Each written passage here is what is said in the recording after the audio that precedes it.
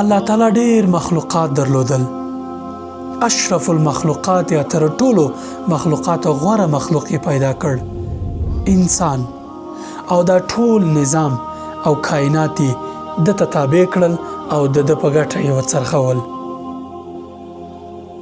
د قرآن کریم په هر ځای کې چې الله پاک ته ویلي چې دا وکړه او دا مکوه، که د هغه پیغمبر صلی الله علیه وسلم په ژبه ته ویل شوي چې دا کار دی په ګټه دی او دا تاوان دی، د حرامو پرېښوده سراسر د انسان په ګټه دی.